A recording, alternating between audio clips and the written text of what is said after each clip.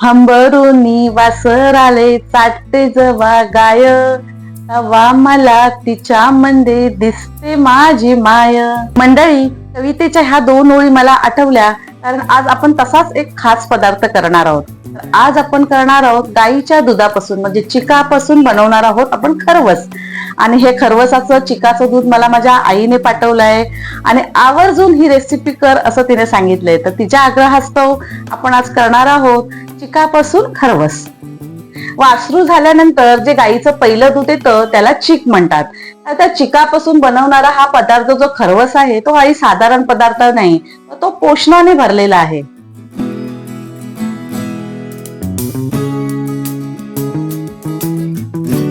खरवस म्हटलं तर डोळ्यासमोर येतो पिवळसर, मऊसूत आणि तोंडात विरघळणारा गोड तुकडा.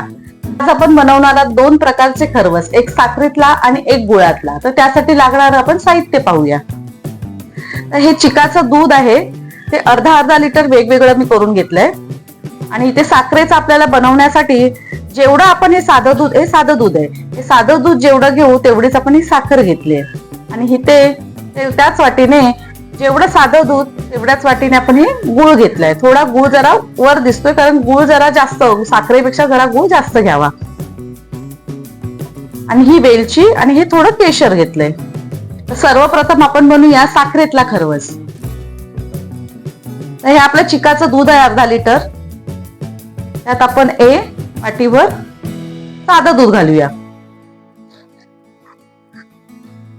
आणि तेवढ्याच वाटीच्या मापाने आपण घालणार आहोत साखर घालूया. आणि ही साखर आपण ह्यात विरघळून घेऊया. अशा प्रकारे आपण ही सगळी साखर विरघळून घेतली आहे. आता ह्यात आपण घालूया वेलची पावडर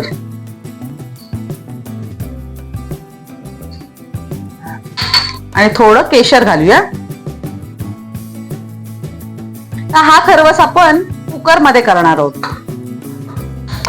ह्यात पाणी घालूया.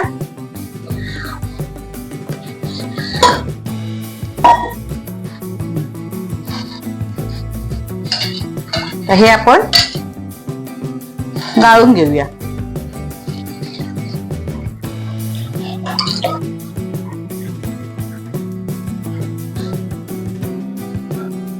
वरून थोडा आपण केशर घालणार आहोत आणि थोडी वेलची पावडर पुन्हा वरून घालणार आहोत. आणि आता हा आपण डब्बा कुकर मध्ये ठेवूया आणि शिट्टी काढून आपण 15 मिनिटं असंच ठेवून देणार आहोत.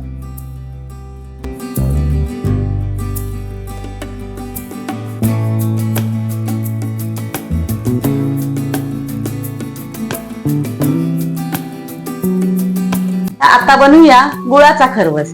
त्यासाठी जे साधं दूध आहे ते आपण प्रथम घेऊया आणि या साध्या दुधामध्ये आपण हा गुळ विरघळवून घेऊया.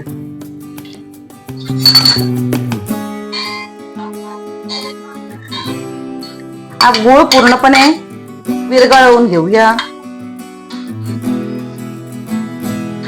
अशा प्रकारे साध्या दुधामध्ये आपण हा गुळ पूर्ण विरघळवून घेतलेला आहे. आता हे आपण मिश्रण चिकाच्या दुधात घालूया आणि मिक्स करून गाळून घेऊया. ज्या भांड्यात आपल्याला करायचं त्या भांड्यात आपण हे गाळून घेऊया. आता कुकरच्या डब्यामध्ये आपण करतोय.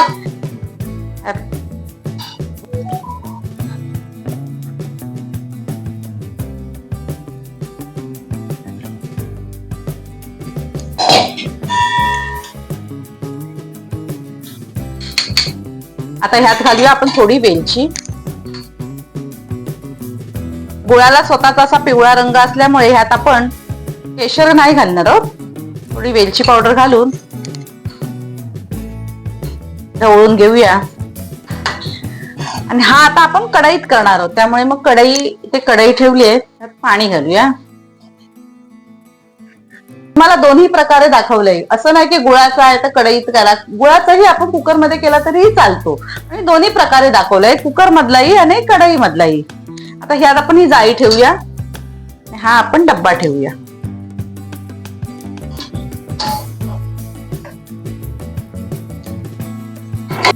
यावर असं झाकण ठेवून आता हे 15 मिनिटं आपण वाफवणार आहोत.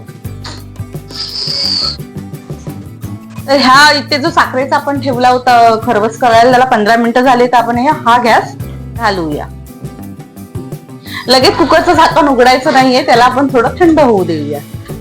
तर आपल्या दोन्ही प्रकारचे खरवस हे वाफवून झालेले आहेत आणि थोडा कुकरही गार झालाय, तर आपण खोलून बघूया.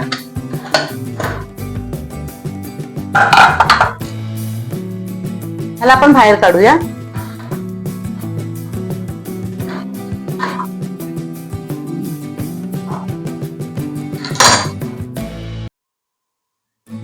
आता आपण सुरी घालून बघूया की ते बरोबर झालंय की नाही. बघ, सुरी स्वच्छ आली म्हणजे हे झालंय. आता हे रूम टेम्परेचरवर आल्याच्या नंतर आपण ह्याला फ्रीज मध्ये ठेवणार आहोत. आता तसंच हे बघूया. आता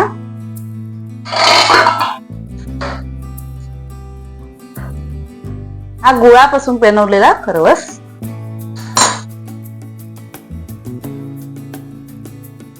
हाही झालाय. बघू शकता केशराचा किती सुंदर रंग आलेला आहे. आणि हा आहे गुळापासून बनवलेला आपला खरवस. आता हे रूम टेम्परेचरवर आल्याच्या नंतर आपण त्याला फ्रीज मध्ये 1 तास ठेवणार आहोत. त्यानंतर आपण त्याच्या वड्या पाडणार आहोत. तर मंडळी, आता हे फ्रीज मधून आता काढलंय बाहेर. आता बघूया आपण कसं झालाय तो. हा बघा, हा आपला साखरेचा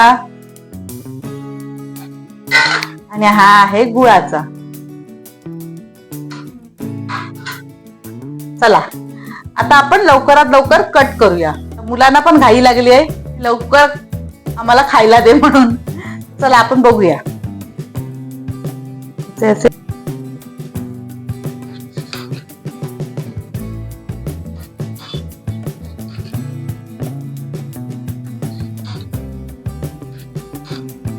असं कट करून घेऊया.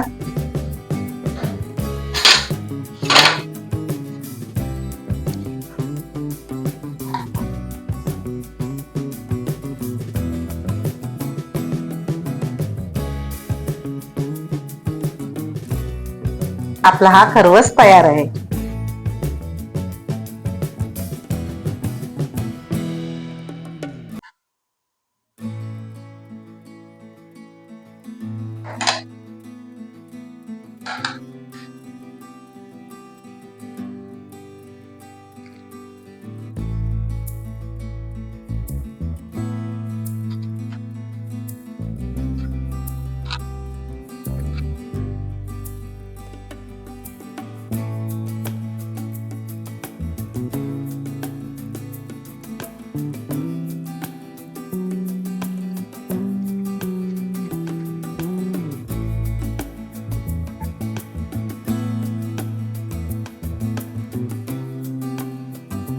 तर मंडळी, मी आज तुम्हाला दोन्ही प्रकारचा साखरेतला आणि गुळातला असा दोन्ही प्रकारचा खरवस करायचा कसा ते दाखवलं आहे. तर तुम्ही घरी नक्की ट्राय करा.